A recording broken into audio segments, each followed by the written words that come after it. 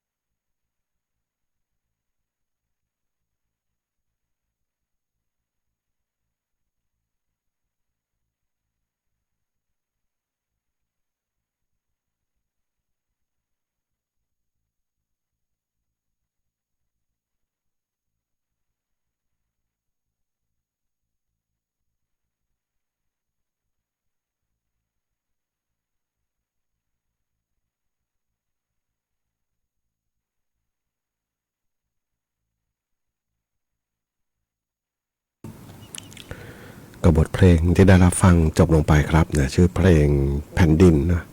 ไว้นึกยังไงเนี่ยนะสายแรกนะทุกทีนี่มาแนวรักตลอดนะเพลงเรียบๆนะวันนี้มาแปลกนะขอบคุณอีกครั้งหนึ่งเนาะในการติดตามรับฟังแล้วก็ถามไทยบทเพลงเข้ามานะครับสำหรับในช่วงเวลาของรายการรักสิ่งแวดล้อมทางสวทแพร่ FM 91 เมกะเฮิรตซ์ครับนะอากาศค่อนข้างร้อนเนาะวัน2 วันนะครับนี่เริ่มเท่าไหร่สัปดาห์แรกกำลังจะสิ้นสุดลงเนาะลุ้นแต่ละวันนะเมื่อเช้านะดูเฟซบุ๊กเนาะติดตามไม่ได้ติดตามนะ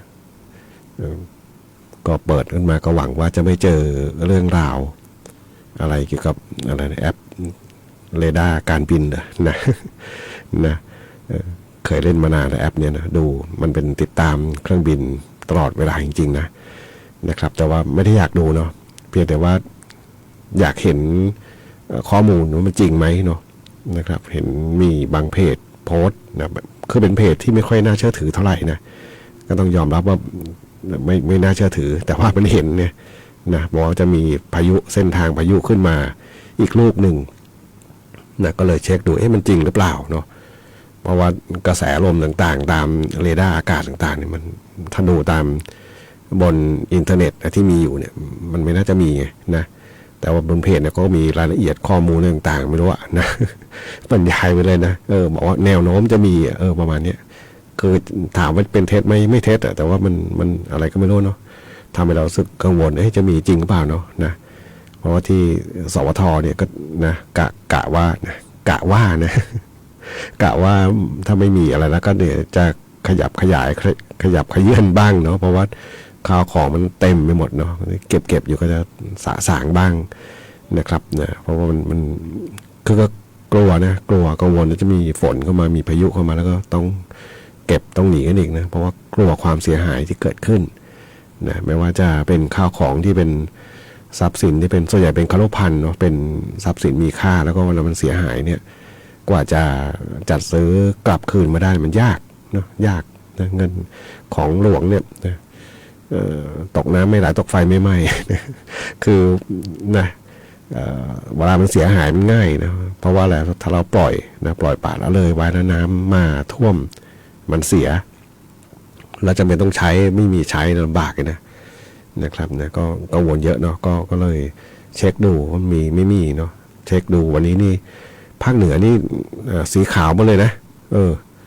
นะตั้งแต่เชียงรายไปถึงไหนเนี่ยจังหวัด ครึ่งประเทศนะตั้งแต่เชียงรายยันถึงชัยนาทเลยนะเหนือถึงชัยนาทนะครึ่งประเทศจริงๆนะอีสานตอนบนก็ไม่มีนะเป็นสีขาวทั้งหมดนะครับนะฝนน้อยนะดูจากพยากรณ์อากาศเนี่ยประมาณภาคเหนือนี่40%ของพื้นที่นะแต่ว่าเมื่อวานนี้ช่วงเย็นนะก็มาให้วันๆเหมือนกันเนาะสำหรับใครที่ตากผ้าตากผ่อนไว้นะเมื่อวานก็เสียงเริ่มเหมือนกันนะเนาะฝนมาเมื่อวานตอนเย็นแต่ไม่ตกเนาะก็แต่ว่าอากาศร้อน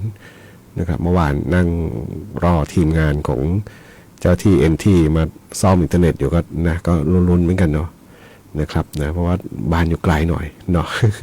กลัวกลับเข้าบ้านแล้วนะเสื้อผ้าตากไว้มันเปียกน้ำเปียกฝนเนาะนะครับแต่ก็รอติดตามนะครับนะเข้ามากันยานี่ก็พอก็แล้วนะพอโ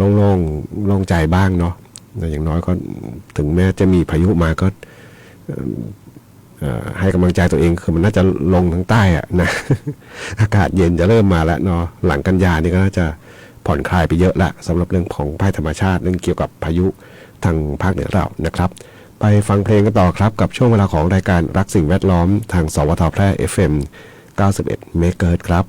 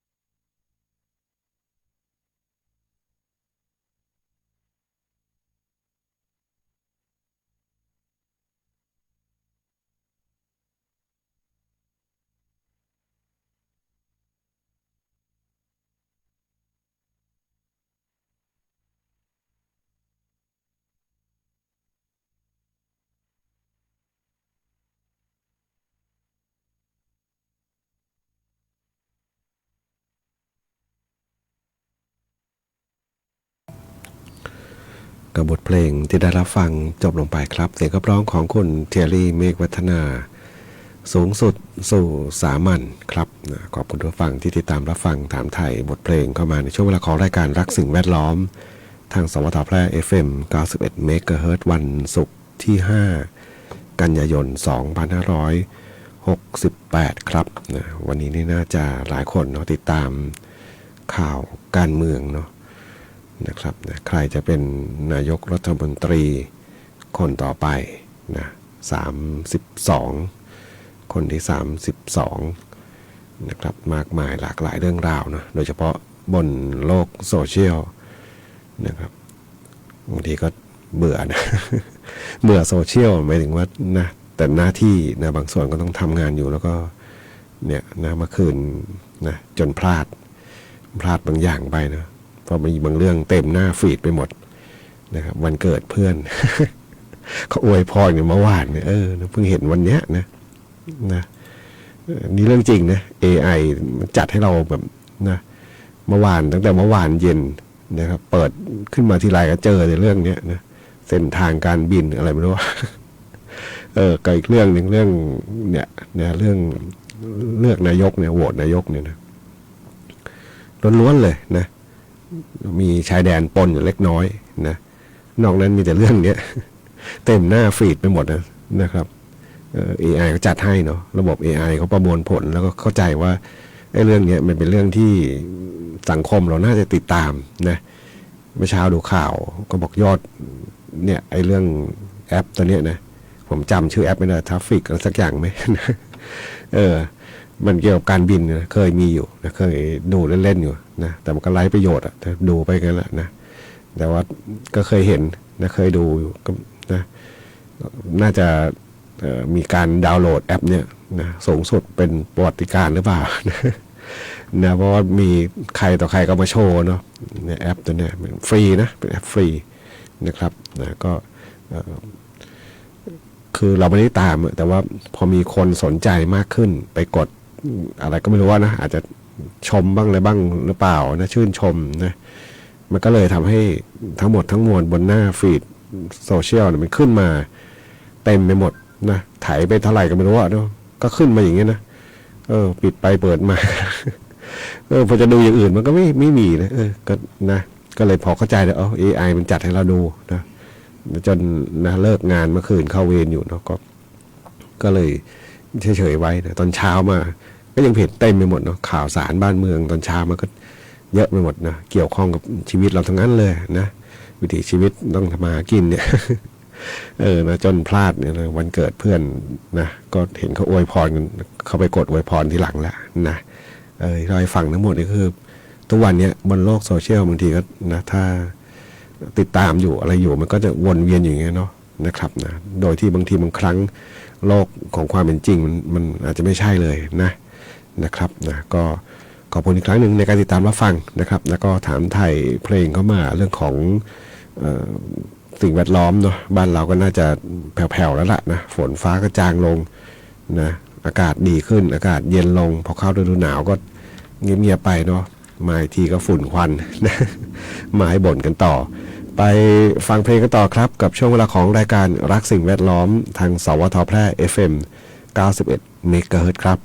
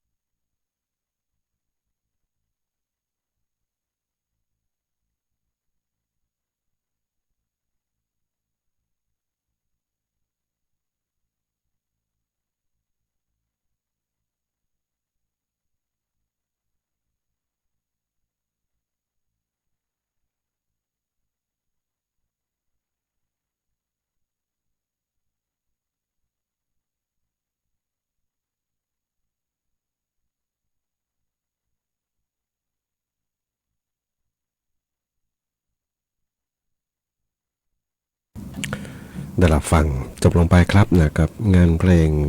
นะชื่อเพลงนี้เสือสิงกระทิงแรดเหลือบแล้วอะไรต่อแลนใช่ไหมเป็นเพลงแล้วก็เป็นเพลงนี้เนี่ยนะเป็นเพลงที่บันทึกจากแผ่นเสียงนะเสียงดีมาก ซุ้มเสียงผมชอบจริงๆนะแผ่นเสียงเนี่ยนะข้างเล่นเป็นเสียงเล่นจากแผ่นนะมันเพราะนะได้เขาเรียกอรรถรสของดนตรีได้เพลงที่เป็นถ้าเป็นภาษาเทคนิคก็คืออนาล็อกก็คือเป็นไซน์เวฟที่ไซน์เวฟจริงๆเนาะไม่ใช่เป็นฟันเลื่อยเป็นดิจิทัลนะมันฟังแล้วต่างกันเนาะ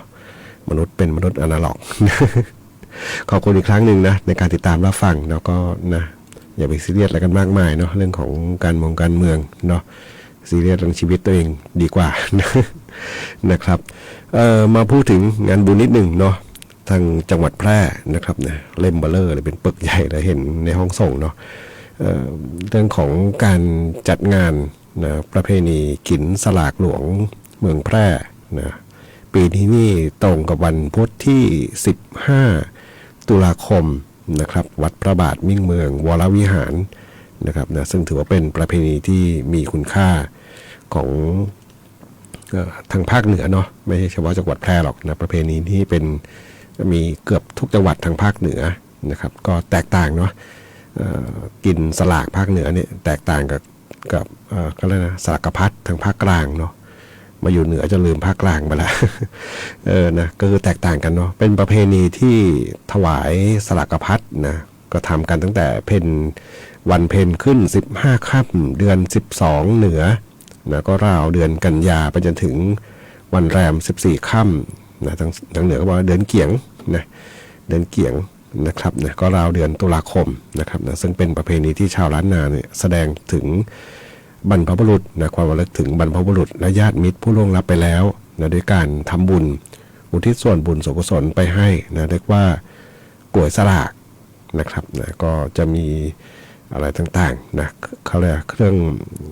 ที่ใส่ไว้เนาะมีบรรจุข้าวสารอาหารแห้งนะอาหารปรุงสุกก็มีเนาะเครื่องอุปโภคบริโภคนะด้านบนก็จะเป็นพวกกล้วยสลากใบหมากใบพลูนะไม้ดอกไม้ประดับต่างๆนะครับนะแล้วก็บางทีก็จะมีเสียบเงินนะเป็นปัจจัยนะที่จริงเนี่ยนะถ้าดูตามข้อมูลต่างๆการทำบุญกินสลากเนี่ยนะก็ไม่ได้เน้นเรื่องเงินเลยนะไม่ได้เน้นเรื่องเงินเลยเน้นเรื่องของจำเป็นต่างๆที่คือทำบุญอุทิศส่วนบุญส่วนให้กับผู้ที่ล่วงลับไปเนาะอะไรบ้างล่ะเนาะแต่ทุกวันเงินต้องใช้ไหมนะอาจจะต้องใช้ป่ะในอีกโลกหนึ่งเนาะก็ไม่ว่ากันนะแต่นี่เล่าให้ฟังเนาะตามประเพณีเนาะนะครับนะก็วันที่อะไรที่15ตุลาคมนะครับนะก็เชิญชวนเนาะก็แจ้งให้ทราบก่อนเดี๋ยวใกล้ๆงานก็จะได้เร่งประชาสัมพันธ์ให้ทราบกันเนาะเพราะว่าการเตรียมงานเตรียมการต่างๆนะก็ต้องเตรียมนะเพราะว่าการทำบุญแบบนี้นะก็ต้องมีความพร้อมเพรียงด้วยนะแล้วก็เป็นงานที่ทั้งบุญทั้งกุศลแล้วก็เรื่องของการท่องเที่ยวด้วยนะครับนะจริงอยู่มันอาจจะไม่ตรงเป๊ะวันหยุดนะแต่ว่าด้วยประเพณีนะครับนะก็จัดแบบนี้ก็ส่วนหนึ่งก็เดี๋ยวนี้ทุกวันนี้ก็โลกของการท่องเที่ยวเขาก็นะไม่จำกัดเฉพาะวันหยุดหรอกเนาะ บางคนไม่ชอบไปเที่ยววันหยุดเลยซ้ำไปเนาะไปแย่งไปอะไรกินกันนะเพราะว่าคนเที่ยวเยอะก็อาจจะมาเที่ยววันปกตินี่แหละนะครับนะเชิญชวนเนาะ15ตุลาคมนะครับวันนี้รายการนักสิ่งแวดล้อมทางสวทแพร่ FM 91 เมกะเฮิรตซ์มาถึงช่วงท้ายรายการครับวันนี้คงต้องนำรายการท่านผู้ฟังก่อนพบกันใหม่ในสัปดาห์หน้าวันนี้ขอความสุขความโชคดีจงมีแต่คุณผู้ฟังทุกท่านสำหรับวันนี้สวัสดีครับ